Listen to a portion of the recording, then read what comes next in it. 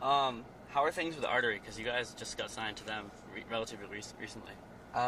Artery is, Or with Razor and Tie, I guess. I would say Artery is single-handedly the best thing that's happened to our band. And that's, in my opinion.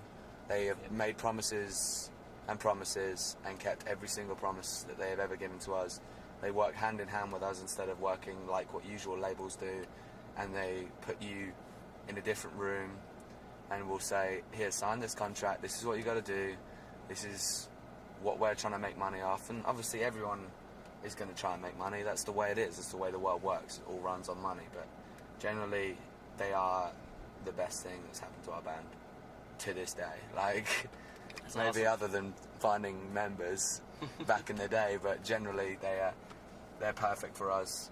They're pushing us in the right direction, whether that be doing a tour with bands like OTEP or doing tours with bands like Attack Attack and Breathe Carolina, where they're going to try and make us so everyone can hear us. They can, as you said before, the polarizing effect might well occur, but as long as we're pushed out to everyone, we don't really give, we don't care, Yeah.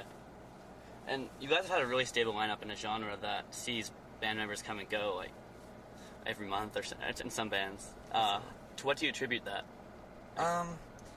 It's one of those things that, I don't know, maybe metalcore is easier to play in some things, I would say personally that this is our final lineup. Like, we've had different members and stuff, but I wouldn't know. I think every band can go through that.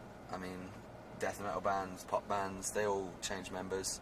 It's just when you have a heavy touring schedule, it's hard on some people, and you have to be in the right mindset, especially when you're doing things like Warped Tour, which a lot of metalcore bands do, and a lot of the genres in Artery do. They do Warped Tour, and it is single-handedly probably the hardest thing. From every band that we've talked to, the hardest thing that they've ever done is to do Warped Tour, because it's just touring, and and in the heat. But personally, I'm in the right mindset, which I love touring. I think it's amazing, but I can understand if you miss home and you've got other things that go on in your life. A lot of people on the road in metalcore bands now as well are generally older. There is not many younger metalcore bands now. So Like Bleeding Through, I mean, they're like they pretty much started the movement. yeah, I haven't Bleeding Through, Unearth, As I Lay Dying, Killswitch Engage. Yeah, they're all getting pretty old. All getting pretty old. And so we're 20s, we're early 20s, all of us, and so Trying to revitalize it then. yeah, we want to. I mean, it's not even, as I said before, it's not really a campaign that we're trying to push. We're not going to be the saviors of metalcore or anything, but generally we're just trying to play music that we love. I mean, bands like Parkway Drive and Unearth inspired everything that we do, but then bands like, I don't know, Justin Timberlake and stuff like that, we love listening to as well. So, I don't know, we don't tend to put genre over what we do, but the genre that we have fallen into is metalcore, definitely. Okay. And I guess lastly, who would you say is your biggest influence? As a band and individually? Parkway Drive, As a August band. Burns Red right now is massive for us. Like, their last two records have been ridiculous. They've blown every one of our minds. Yeah, Parkway comes out tomorrow with a new one, I think. Yeah, which I have heard, and that's awesome. It beat me to the punch. I've heard it as well. It's good.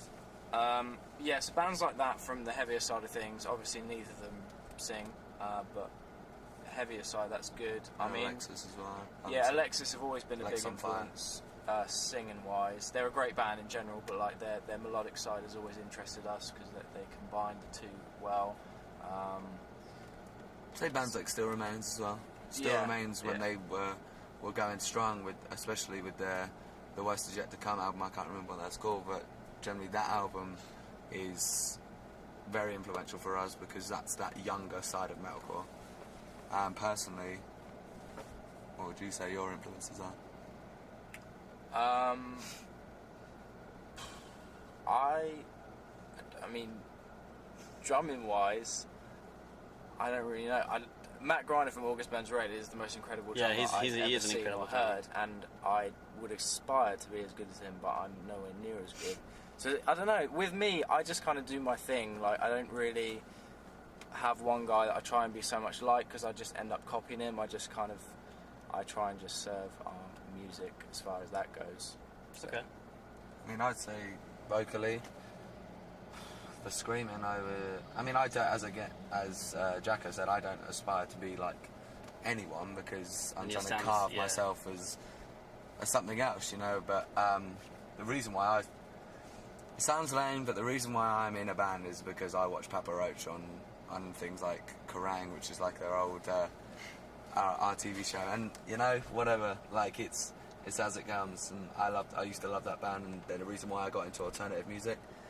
Screaming wise, I would say probably Brandon from Bleeding Through. I used to listen to Brandon all the time, vocally, and I mean, I've chat to the guy, and he's a lovely guy, which is very strange for me because I used to listen to his record, and I used to try and imitate it, but I kind of tried to push myself as far. I mean, bands like Misery Signals. Oh, they're really good. Yeah. You know, and it's that almost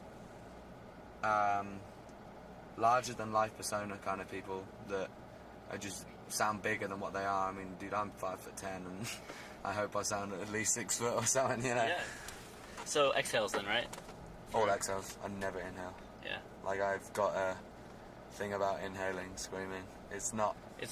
I mean, I wouldn't say that anyone that does do that is screaming wrong, because every screaming, if you're not damaging your throat, is a good scream, you know. And anyone that you say, I listen to Melissa Cross a lot, and Melissa Cross is the zen of screaming, and she's the reason why I can do it every single day.